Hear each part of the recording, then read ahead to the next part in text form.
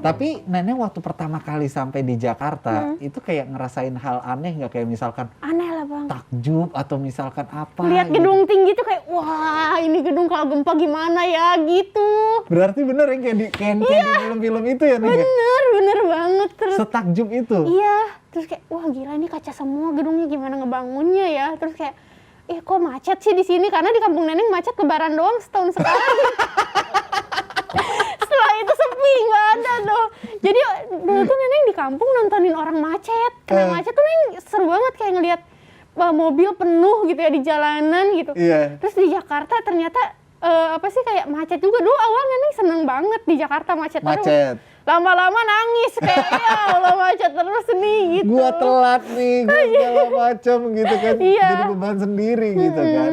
Tapi seneng ya begitu masuk awal Jakarta tuh bukan yang akhirnya Neneng merasakan bahwa jadi beban banget gitu, enggak? Enggak, seneng banget justru kayak karena banyak banget hal-hal yang nggak Neneng lihat di kampung.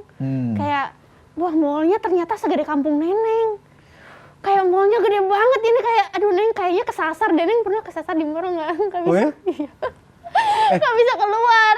Tapi kalau misalkan gini nih, Neneng kan punya bayangan waktu itu sebelum ke Jakarta nih, Neneng ngebayangin Jakarta tuh bakalan begini.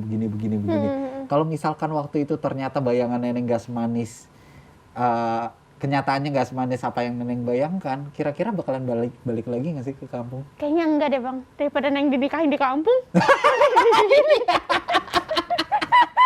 Mending di sini dong. Mending di sini dong bang. Di sini ada yang lagi nyari jodoh Neng. Siapa tuh? Kameramen kita Neng. Yang mana? No. Lo mau kan? Dia panik langsung. Dia habis ini dia keluar nih. Dia habis ini keluar gak mau dikawinin. Jadi emang gak akan mau balik ke kampung tuh karena Neneng takut dikawinin gitu kan ya? Iya, karena kayak di kampung kan tekanannya lebih tinggi ya untuk dinikahin gitu. Iya. Apalagi perempuan kayak di kampung tuh masih kayak ya udah nikah aja gitu. Yang penting halal gitu. Biar cepet-cepet ada yang ngurusin cowoknya gitu kan. Itu kayak ya menurut Neneng masih bisa lah sepahit apapun di Jakarta. Maksudnya kayak Neneng masih pengen di Jakarta aja. Neng, tapi kan mental untuk menjadi seorang stand up komedian dan mental menjadi pemain sinetron itu kan ya sebenarnya secara kasat mata kita ngelihatnya sama, tapi sebenarnya juga itu ada perbedaan yang signifikan gitu kan. Nah, Neneng menyiapkan mental itu gimana? Bang, saya udah dilatih mental sama ayah saya dari TK. Mohon maaf, kayak ayah Neneng, maksudnya kayak anak kecil aja udah digebuk sama sejadah. Ya di Jakarta ya maksudnya udah terbiasa lah, maksudnya ternyata kayak ya karena didikan ayah Neneng yang keras, mungkin kayak sekeras-kerasnya Jakarta Neng kayak udah siap aja karena mungkin dari kecil Neng udah dikerasin juga gitu. Oh, jadi memang udah terlatih gitu kan. Berarti didikan orang tua dengan keras itu artinya bisa ngebangun mental kita supaya kita kuat lagi pada saat gedenya. Neneng setuju sama hal itu? Setuju banget, Neng setuju banget. Tapi ya sebenarnya kalau ngedidik anak kan jangan keras-keras banget juga ya kalau sekarang. Maksudnya kayak ada cara lain ya yang lebih baik. Masalahnya sekarang kalau kekerasan viral. Betul, nanti masuk ke TikTok kan, dibully gitu. Lambe lah segala macam. Tapi kayaknya Neneng ada bakat nih. Kalau udah nanti punya anak bakalan keras juga sama Enggak sih, Neneng nggak mau ya. Kayak Neneng tuh ngerasain banget dikerasin tuh kayak aduh beban harus ranking gitu. Misalnya kayak karena ya Neneng tuh kayak ayo sekolah yang bener, sekolah yang pinter karena emang masa-masanya harus belajar gitu. Menurut Neneng kayak terlalu keras juga nggak baik lah bang. Iya. Nggak baik karena kita maksudnya ada lah fase-fase anak di mana harus bermain gitu. Oke. Nah, Neneng tuh waktu akhirnya dari stand up ke main film itu casting dulu atau emang langsung diajakin? Langsung diajakin. Film pertama langsung diajakin, nggak casting. Tuh, Masya Allah dia rezekinya. Masya Allah loh bener-bener. Mulus banget. Orang lain tuh masih pakai casting dan segala macamnya. Alhamdulillah bang. Tapi Neneng bisa langsung masuk. Iya, Neneng juga kaget sih. Neneng bahkan nggak tahu ada casting. Karena Neneng nggak casting kan. Iya. Ternyata di film selanjutnya ada casting. Terus kayak, oh ada casting gitu. Sinetron gitu tuh ada casting gitu. Alhamdulillah banget. Jadi sampai sekarang nggak pernah ngalamin casting? Pernah dong. Neneng tuh kan film pertama aja yang nggak casting. Sinetron dan lain-lain Neneng casting. Oke. Nah, waktu ngikutin casting, ada yang ketolak nggak? Ada lah. Ya ada dong. Nah itu gimana mental?